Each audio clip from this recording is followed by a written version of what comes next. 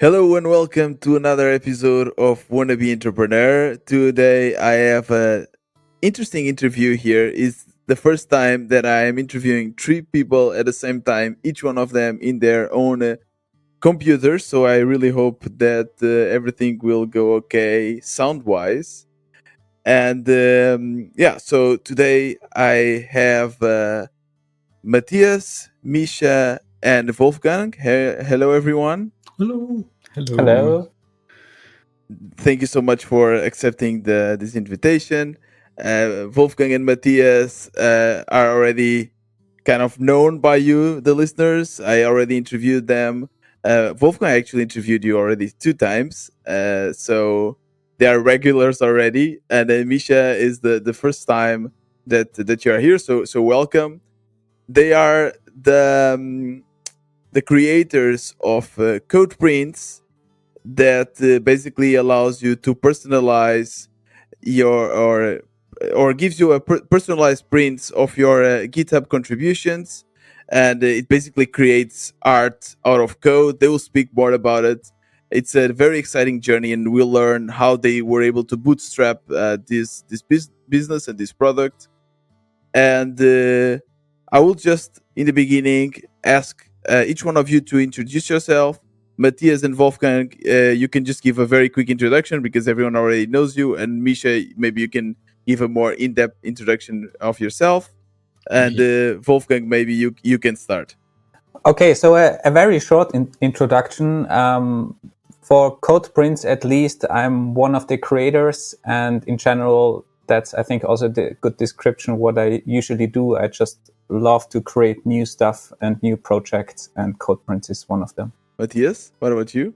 I'm a backend engineer, and I've also been a guest in that show already. What I like to do is maybe bring ideas to life and also work on side projects a lot. And I like to also collaborate with other creative people, and I definitely enjoyed working on Codeprints together with Wolfgang and Misha. And Misha, what about you? So I am actually just joined Codeprints really late, I guess, or a bit later than from the beginning. So the ideas from the both two other guys. And I am currently a full-time student studying social informatics, and also I'm a part-time full-stack software engineer. So actually this was just to learn some interesting parts about building up a business in my free time and get some knowledge about, for example, how to set up the shop or how to show those contributions on a printed frame, for example. Yeah, that's super cool. So what did you say you were studying, Misha? I'm studying in social informatics. It's like a more practical way of the theoretical computer science parts, so that you just also have a look to the society. For example, how can artificial intelligence or social networks affect the society in general? Wow, but is that more like in the psychology realm, or is it engineering? It's still engineering, so we have around about 50 or 60% computer science, and then many parts from different business parts. We have legal parts, we have socio intelligence parts, and also psychology. So many different parts to study. So it's a bit more wider than computer science at all. Well, I mean that's I've never heard about it. That's super exciting because I think that's, you know, especially now with social networks, we can see the harm that they do, and the fact that there's already studies and people actually researching this and teaching this. It's definitely very important. Yeah, I also wrote my bachelor thesis about Instagram, for example, where I studied how the design patterns they use to design the user interface can affect the usage time of the user. I didn't know that there was already this kind of studies. What is then your once you finish your studies? What are your possible jobs? Like what would you see yourself working on? Well, what you can do is kind of anything from beginning from engineer to some product manager, but you can also go into politics and everything else throughout the wide base you get within your studies. You can just go anywhere and help making maybe the part between computer science and society a bit better. I can see here already Wolfgang in the chat saying that he's going for a coffee, so I guess he's getting a bit bored. But I really find it super interesting. So sorry here for the side note. No, I also think it's super interesting. It's just that I know it already. Sorry. Yeah, let's dig into the story that we want to tell today. The story of Codeprints. Who wants to pitch the idea, to describe what is Codeprints, like do the first pitch? Ever since Wolfgang left Trivago, we try to stay in contact and at least exchange ideas on a regular basis. Mm-hmm. And we've worked together for a while on other projects. And what I like about Wolfgang is that he is a maker. He likes to build things, not talk too much about them. And one of these days we were talking about side projects and the ideas we had circling around. And I guess it more or less came out of nowhere. I noticed that my office at home was very empty. It looked very generic, very bland. Mm-hmm. And I said that I wanted to buy something personal, something related to what is interesting to me. So something around code, open source, but I wasn't really sure. And I guess we looked around a bit and we found a website where you could order a print of your GitHub timeline. And I wanted to order there, but it wasn't possible anymore. That website kind of went out of business. Can't even remember the name anymore. But I kind of liked the idea. It wasn't done in the most, modern way, and I would have changed a few things. But in general, I really liked the idea. And then in the end, we agreed that we might want to try something around those lines, even if it was just for myself, even if I could just have a print myself. And we started about thinking how to do it, how to build it. And I guess we built the first version within a couple days. Okay, that's it's also very typical of your products, Matthias. Even with your what is it? Kick My Ass. You have the idea, and from having the idea to having the first MVP, it's always super fast, and that's always what also I really admire you for. It's super exciting, and you always have this developer mindset. I know that I have to be somewhat quick because otherwise I will lose interest. And if I don't have a working version within a couple weeks and I just keep circulating around the same idea, then I'll just lose traction. You lose your motivation. Yeah. But so Wolfgang, Matthias came to you with this idea. Why did you like it? Why did you want to jump in? I directly said yes, that's an awesome idea, because I really liked it that you can create a physical product or a physical thing out of your history of coding, because usually developers they spend a lot of time coding stuff, but you can't see directly the output, right? It's always hidden somewhere. But what is the actual problem that you guys are solving with Codeprints? So I think it is for developers because they don't have a lot of stuff what they can buy and use for the decoration of their home office or in general their apartment, whatever. So you don't have that much of personalized things that you can buy or order. I fully agree with what Wolfgang said. I think that there's a problem around geek culture, because there's an entire industry that tries to sell you products that are meant for geeks or nerds, whatever that means. Mm-hmm. But they are really not targeting nerds. They are really not meant for users. That's just a perception from someone that is not a geek, for example. Look at Big Bang Theory or Marvel's Avengers or so. Most people that are fans of these, ventures, mm-hmm. they are not particularly geeky themselves. They think that they want to associate themselves with that whatever geekdom it is that they are watching, but in reality, it's far from what developers or what geeks really do. And I also think that in our culture of developers, like, we really like to have, as Wolfgang said, the material stuff. So, for instance, we go to conferences and we bring a lot of stickers and mugs as well, as you said. So there's a need for sure also to kind of materialize our software, having something that you can actually touch. And I know that Misha only joined a bit later, but I will use him in this situation, this conversation, to kind of be the one that, as an external view, until he joins. And Misha, do you, and you can be completely honest, this is a free place. What do you think of the problem that you're solving with this? What do you think of Codeprints, the idea? Well, I actually have to say I didn't saw the need for it in the first place because I'm not into that decoration game, I guess. In your home office, I'm just working for it.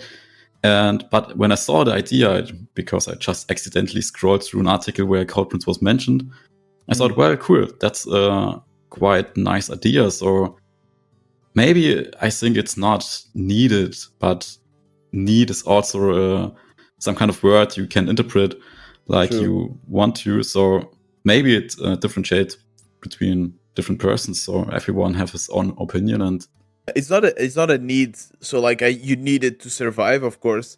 So it's not like, for instance, food, when everyone needs, and everything that is decoration, it's always not the first thing that you will buy, obviously. But you could see that it was an interesting idea, and you could see how other developers would like to have this in their homes. Of course, yes, yeah. And going back to our storyline, so Matthias and Wolfie, you agreed that this would be a great idea. You didn't do any market research, did you? We should have. So you just jumped in. Let's. No, I think we did some research. We had a look at other websites. There were one or two websites that did the same, but no longer worked, as Matthias already said. So we did a bit of research, what is out there. Some rough calculations, I would say. Matthias said, I think they're, correct me if I'm wrong, 1 million or 10 million GitHub users, something like that. Like more like 50 million now, but yeah, whatever. And if just 0.5% of those users buy one of our posters, then it will definitely blow up. Yeah, that's true. And we also carefully picked that name because we could have called it GitHub Prints or Hub Prints or whatever, but we thought that there could be more use cases for that same domain, and there are different types of code. If you like, DNA is also code, or there's a lot of data science products you could think of, and customized prints. So we definitely picked just a small niche and tried to come up with a good solution for this niche. And I guess also for us developers, if it's a designer starting their company or their product, they'll first start with a sketch, with the design. If it's a business person, they will do the market analysis. For us developers, we start with what we can do, which is the product, right? And I guess that's also what always comes to my mind. If I can make the product in a week, MVP in a week, I will just do it, and then I'll see if it works or not, right? So tell me, how did you start? How did you build this first version? What were the features that you absolutely needed, and how did you split the tasks between Matthias and Wolfie? How did that go? Usually when I start a project, and especially if it's something that is very close to my heart, I tend to overshoot and maybe think that the MVP is bigger than it really is. And initially my idea was that we should have at least 2 layouts, and there has to be some sort of, different varieties, different frames, different sizes, and so on. Mm-hmm. And very quickly we learned that that's not really necessary for the MVP. And Wolfgang had a big part in this because he made clear that for the true MVP, and if we want to finish something within a shorter time frame, all of this is not really needed. So we started to cut down on features until we reached a point where we both agreed that maybe a single print with 2 versions, so 2 different frame types, for example, or 2 different sizes would be enough. And we focused very much on the entire pipeline, the logistics, to make that as smooth as possible so that the payment would go through and the delivery would arrive. And then we focused on launching and making that service more known. And I guess that was exactly the right approach. So what is the user flow? The user flow is pretty simple.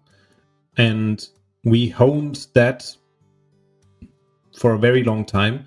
So now when you go to the website, above the fold, it will already ask you for your GitHub username.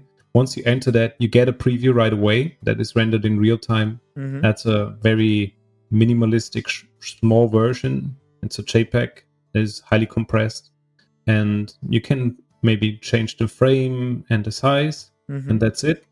Once you go to the checkout process, this is all done by Stripe and our payment provider.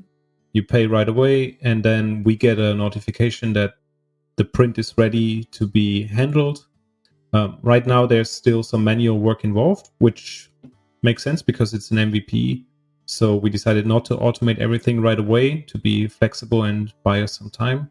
Yeah. That means we have to create that print ourselves once, which doesn't take too long, and then check that the address is inserted correctly, check if there are any validation issues, and if not, then we click a button and our delivery provider sends out the print. So Wolfgang, what is the tech stack that you used? So I guess there's the front end, there's the website, and then you also have kind of a back end that generates the prints.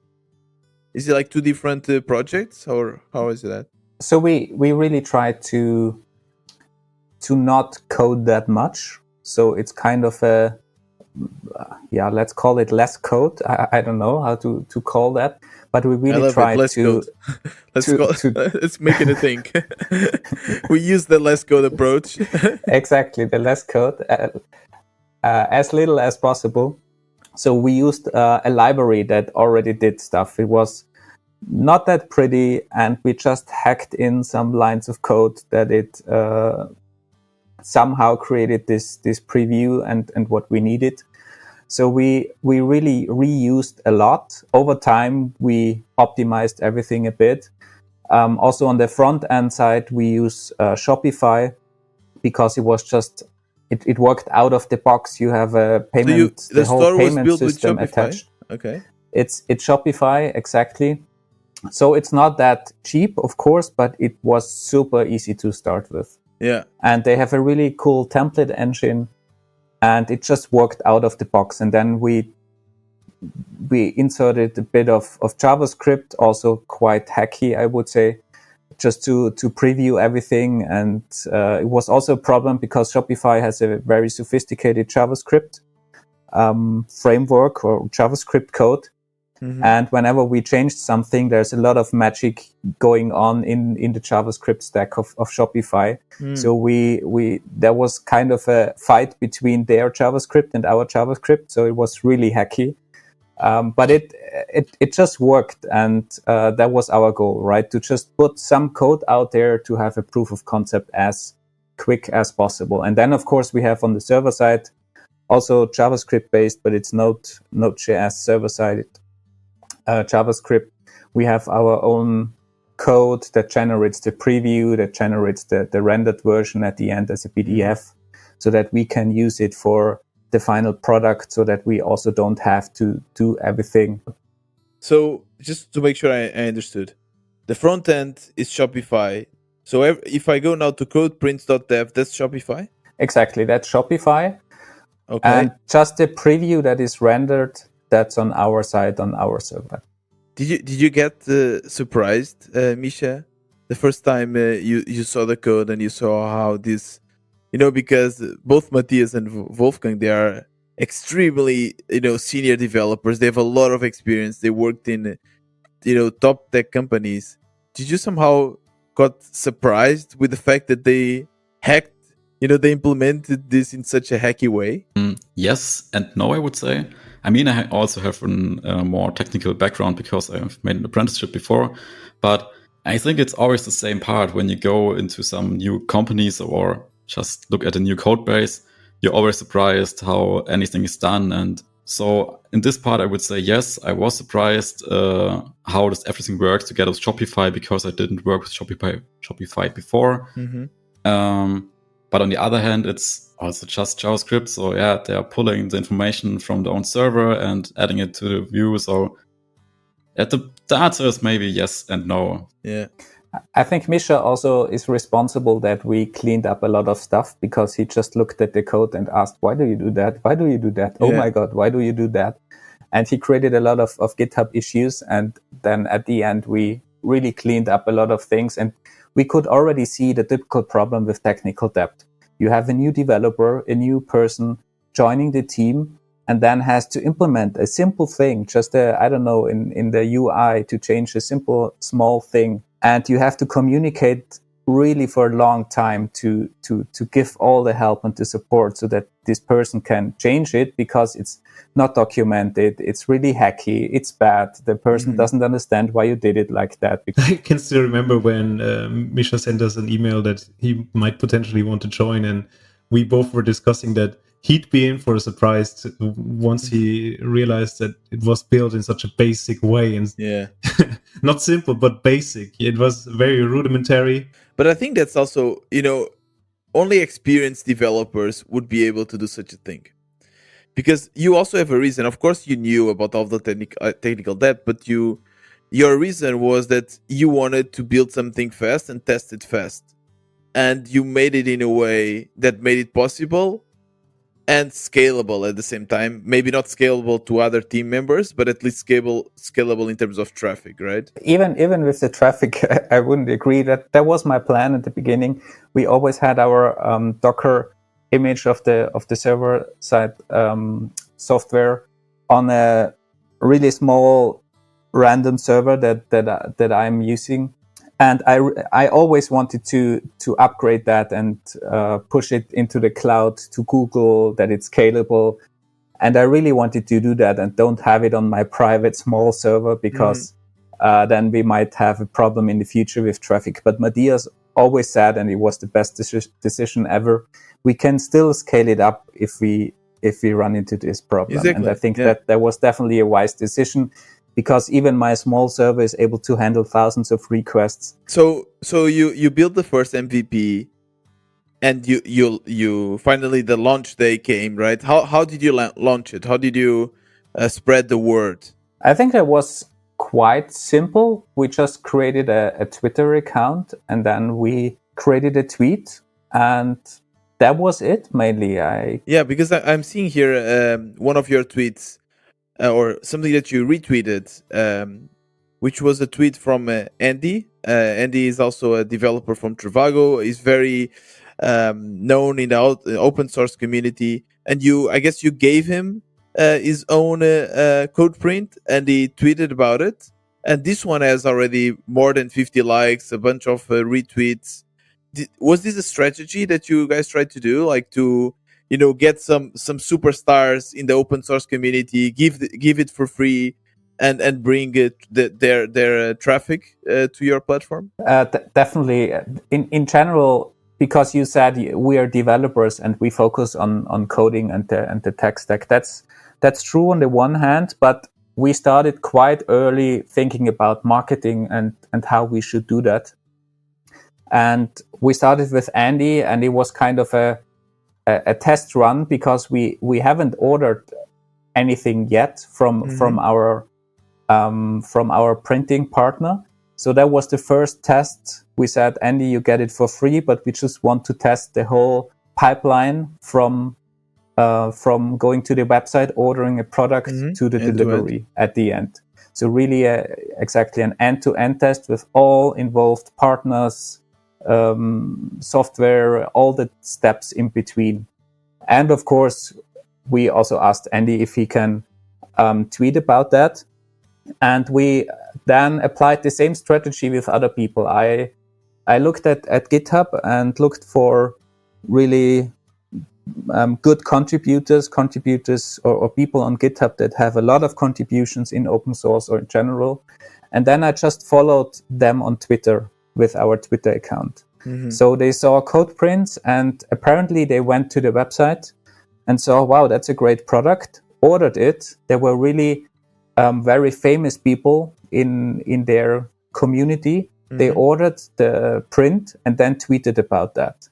And some of them, they have, 30,000 followers, 50,000 followers. So they're really popular people. And we didn't ask them. We just sent them a follower request, and then they found the website. And at the end, that was really a multiplier that worked very, very well. Because if they tweeted, wow, look at this great print that I just got, and they have 50,000 followers, of course, you get a lot of new orders, people that also ordered that. So that was definitely a multiplier that worked out very, very well. So how many orders did you have in the first month? I can't remember exactly, but definitely less than 100. So in total, we didn't have that many orders. As I said, we expected, of course, more. You always expect more. That's also what you tell usually people in your podcast, right? You expected tons of people listening to your podcast. Exactly the same. We also expected that. We thought half of the community, half of all the GitHub users will order a cool print on the next day. Didn't work out like that. But we had definitely, I can't remember exactly, but more than 10 orders in the first week or something like that. And that was quite good already for a completely new product. Of course. Without any marketing effort or almost no marketing effort. So that was quite cool to see that. So Matthias, walk me through your roller coaster of emotions. You release it, and you immediately get some nice feedback. You get, big GitHubbers. I don't know if you can say it like this, but buying from you even without you actually approaching them, and they share it to their huge followership, and then it doesn't bring the results you're thinking about. So tell me what were you feeling during this process? There was never a point in time where I was disappointed. Maybe that's a good thing, because I always knew that the market wasn't as big as maybe for some other projects or products. And also, I was happy that we managed to build something on its own and that we managed to pull it off. And also that we were quick about launching. So I remember when I said that maybe I wanted to overshoot in the beginning and the MVP was smaller than I thought. Well, it turns out I'm glad that we cut back on those features, because it turns out that if we implemented them, then we'd have wasted our time. Misha, looking back to the strategy that Wolfie and Matthias used to advertise their product, so with Twitter, with code influencers, would you have done something different? I don't know, to be honest, because this is the first time I saw the process of building such a project. And I think it's also like an MVP of marketing ideas. So always for sure you can go and tweet out to big coding persons, or maybe with tons of followers, but because they also get those requests, maybe 100 a day or 100 a month. That's maybe also not that feasible. So I think it's not that bad of idea. And I also found Codeprints through an article in the T3N or the T3N. I don't know. The German website? It's a German tech website with tech articles. So oh, okay. I didn't know about I don't actually know again how they found Codeprints. Maybe Matthias or Wolfgang can answer this. I think they found us on Product Hunt, but I can't remember exactly. And they featured us in an article which was quite nice, because I think it's one of the biggest media or digital magazine or magazine for digital stuff in Germany. So that was quite nice. And Misha approached us at the end. And as you asked Misha about the marketing strategy, Misha was also heavily involved in that, because what Misha didn't say is that he's a developer, and I think he also likes to code, but he also wants to do other stuff and get experience in other areas, not just coding. Mm-hmm. So he also tried a lot of marketing related things. And maybe Misha, you can also tell this story with the really popular guy that didn't like you that much on Twitter, this strategy, what you tried? Wolfgang or Matthias gave me access to the Twitter accounts, and I said, yeah, just try it out. And me, don't have any experience. Well, tried it out. And just one developer tweeted some code style, interesting part. And I thought, well, maybe it's just a good idea to post a link beneath the street and say, hey, maybe some of your community would like prints of this. And well, he didn't like the advertisement at all. But to be honest, I just wrote him in private afterwards and said, hey, sorry for the advertisement approach. And he said, yeah, it's no problem, but so many companies try that to hijack other Twitter feeds, and they actually don't like it. So he also directly replied, if I can recall correctly, he replied, I'm not somehow connected to this company at all, and true. That's just advertisement, and don't do it, or something like that. The problem is we implemented a feature which you can send direct URLs with the GitHub username already in it, and I used his GitHub username because it's quite popular, so that when the people click on it, they just directly see how the tweet timeline of this person looks like. Mm-hmm. And maybe this was too much. Maybe removing the username and so the affiliation goes away would have been a better approach, but that's actually the reason why I kind of joined Codeprints or just wrote them, because I want to see how some small companies work. And Matthias, were you not scared of having someone else joining your project? Because, for my experience, it can go amazingly well as it did with Misha, but it can also go, it can also work as a way to kill the motivation.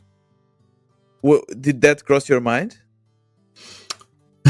Perhaps the most important thing I did in the last 10 years was to trust people, because I'm way beyond the point where I think the code is important, and I was never disappointed by anyone that I led on a team.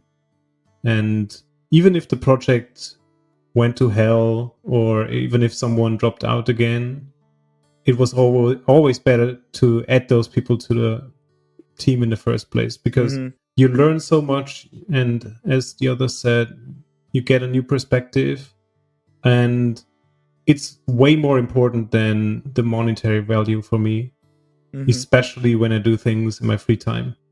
It really doesn't matter. And Codeprints is way better off, thanks to Misha, than it would be without. Going back now to our storyline. So you had like the first month, like 100 orders or something. That was also quite good. And what was the process? So you got an order, and what work did you have to do in the backend?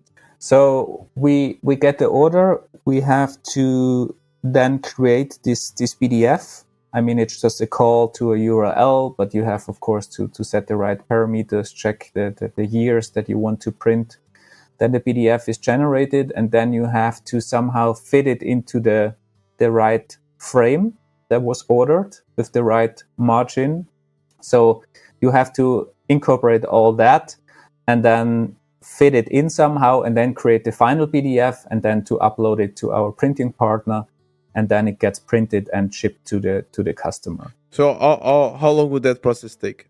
So especially at the beginning, sometimes I invested more than an hour for one print, or we had even some orders where we invested at the end, I don't know, days, because there was a problem with the color, and the printing partner in the US that shipped out a blank blank posters without anything on it. And we had to deal with that customer support and also to communicate with the printing partner and then check the colors again. And then there was a technical problem with the formats, with the PDF. It's super complicated if you print stuff. It's not like on the screen where you just open a PDF and it works. I would say in the best case, it's still 5 to 10 minutes that you have to invest per order. And how much do you make per order? In general, is around 10 euros, I would say. That's quite good. That's quite good, especially if it only takes 10 minutes of your time. So in 1 hour, it's a lot already. That's true. 60 euros per hour. But that means 60 euros per hour, which is not that much as a before taxes as a gross salary. I would say it's even not that. I mean, if you have to pay a employee, I think then it's what are you going to pay problem. them? You pay them like 20 euros an hour, no? Yeah. If you consider all the costs, is a bit more as a company, so it's usually 30% more than the gross salary what you pay.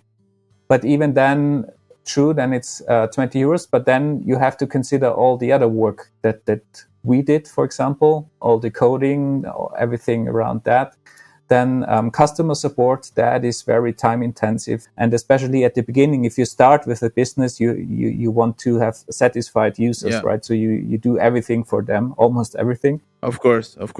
But that's only in the beginning, right? So that's all of course, to set up the business, you have to, learn all of this, tune all the little details. But once everything is up and rolling, then it's very much scalable, right? Like, so the service is already running, so you just kind of have to maintain it, maybe work in some new features, but the core business, the core service already running. Then you already know how to mostly deal with the orders, and in maybe average 10, 15 minutes, you can deal with them. So would you say, Matthias and Misha, would you say that now, marketing is your biggest challenge at the moment? Short answer, yes. So I like to look at it from a different perspective, because what is the size of our target audience? Let's say maybe potentially 1 in 1,000 or maybe even 1 in 10,000 people that have a GitHub account might be eligible for a print. Mm-hmm. And by eligible, I just mean it doesn't look empty. Right. There's something on it and not just gray rectangles.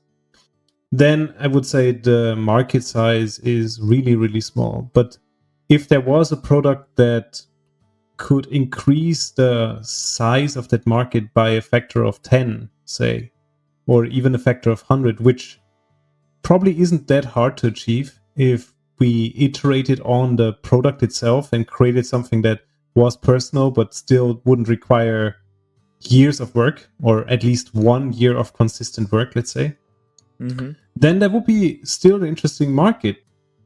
But how big is the market? Because, so let's say that's only like active GitHub users or open source users would be eligible to buy a print. That is very easy to estimate, I guess.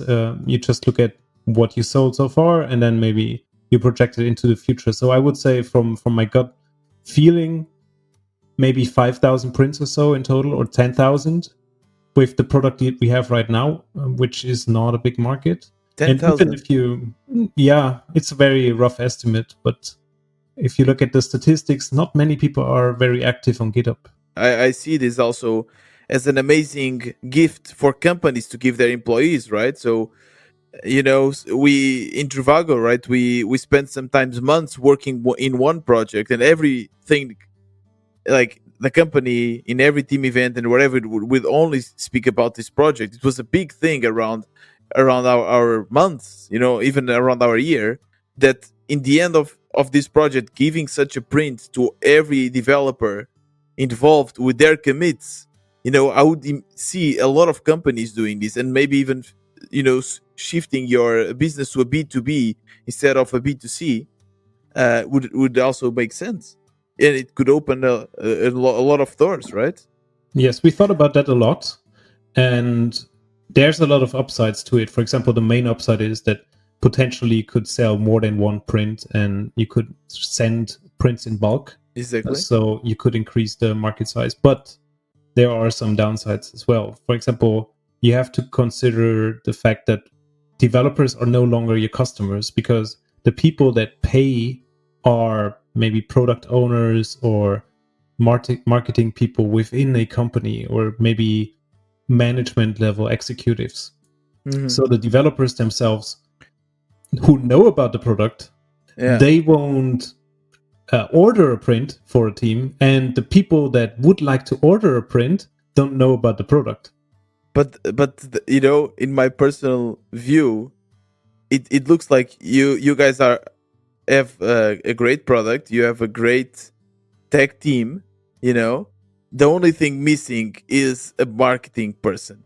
You know, someone to join the team. Isn't that always like that? For us developers, for sure. Yeah, and Wolfgang and I have Exactly. spoken about this frequently, that it feels that marketing people are always looking for developers to build their app, and the developers are always looking for marketeers to promote their app. So I that's in my perspective, that's kind of what is missing for you. So tell me, because we are also now reaching almost the end of our interview, what are the next steps for Codeprints? Yeah, that is a good question. We decided more or less that we want to stop the project because we have exactly this problem that we don't want to invest that much into marketing, or to have at least the time for other projects, as Matthias said, because at the end I think we are all capable of doing marketing, but we don't like it that much. Exactly. So at the end, it's also not that good, the outcome, usually, if you don't like something. I think we are capable of doing that.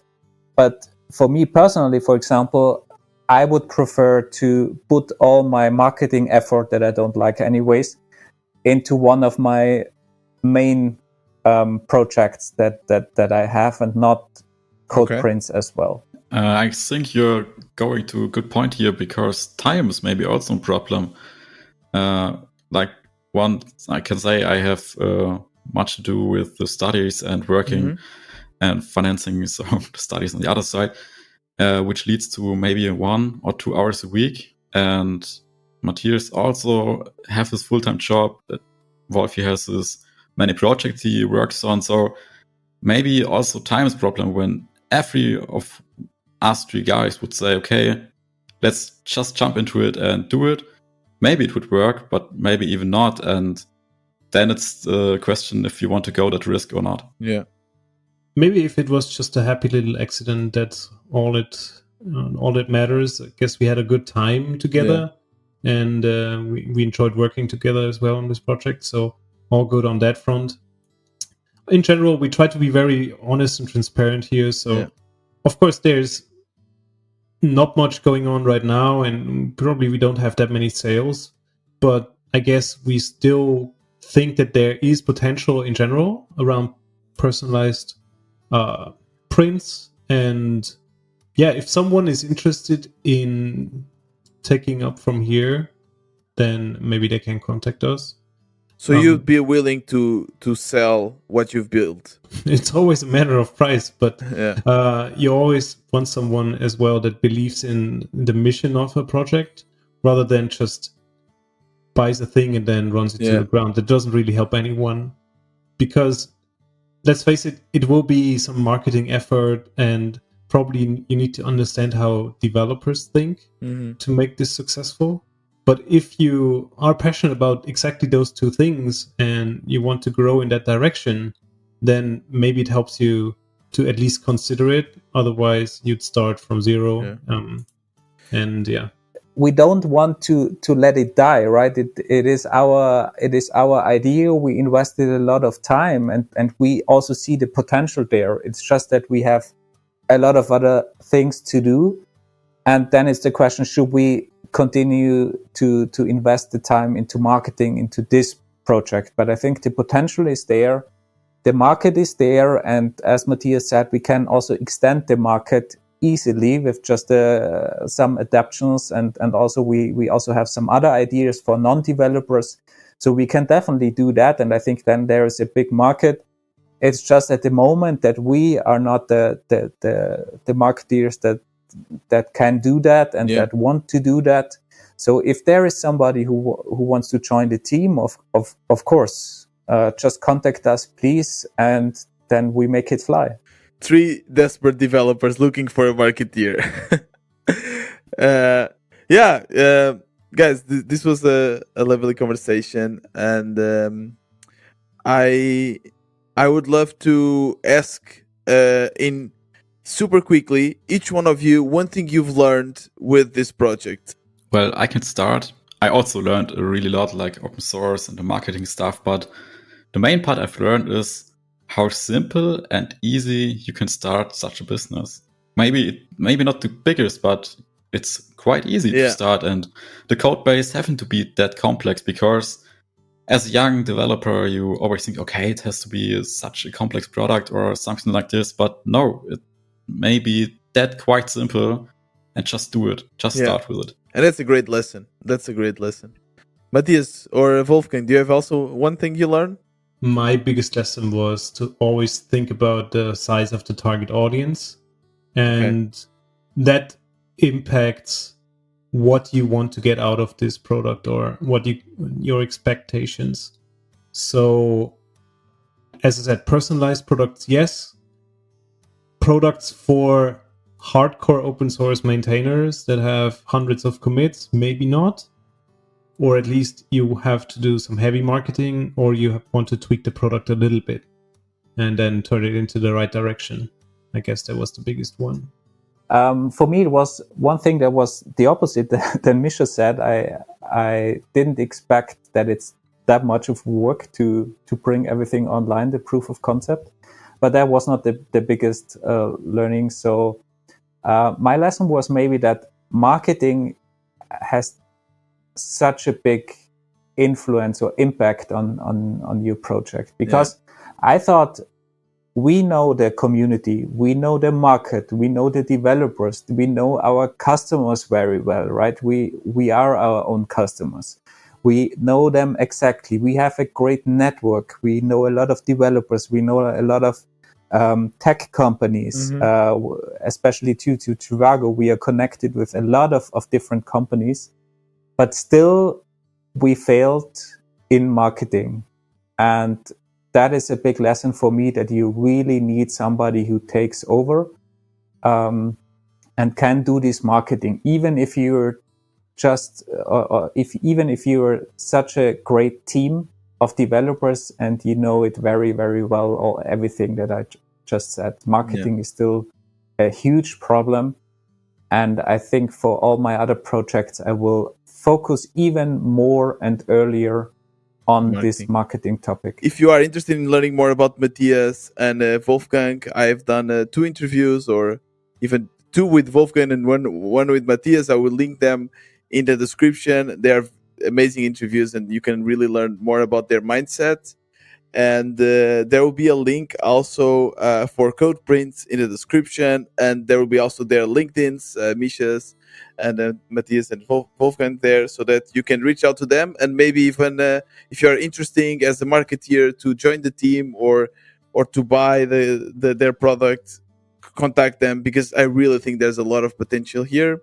Besides that, by the way, we can also give you a voucher for all the listeners of Wannabe Entrepreneur. So if you just use voucher code Wanna Entrepreneur, you will get a discount. We will decide later and create the discount voucher. The voucher code Wannabe Entrepreneur. Exactly, Wanna Entrepreneur. One word. I would say definitely. Let's say, let's make 20%. That's wow. Thank you. So, all right. If you use the voucher discount, Wannabe Entrepreneur, one word, you'll get 20% in the print. I will also link everything in the description. Thank you so much, guys, for giving this. That's amazing. And also, I want to invite personally Misha to join the Wannabe Entrepreneur Slack channel. Everyone I interviewed, they get automatically the possibility to join. There's a lot of entrepreneurs there. I already also invited Matthias, but he didn't want to join. So hopefully now for the second time, he will join. I would love to have you there too, Matthias. I will And join. I will join. hey, you will join. So now you heard it. And There was no pressure. yes, I can guarantee you that Thiago did not put any pressure Yes. on me right now. so Put that weapon away now, okay? I think will join. Thiago is not able to finish his podcast. as a listener, if you wanna join this, you can become a member. It's only €4 per month, and you get the premium content, and you get access to the Slack channel, and you get to support this amazing podcast. Thank you very much. Hopefully we see all of you in the workspace, in the Slack workspace soon. Yeah, because so far it was really cool to talk to a lot of listeners. That is really nice. So it's a really cool community. You should definitely join. Yeah, thank you and I'm not forcing him to say this. He said this really from his own heart. So thank you very much. This was another Wannabe Entrepreneur. See you tomorrow.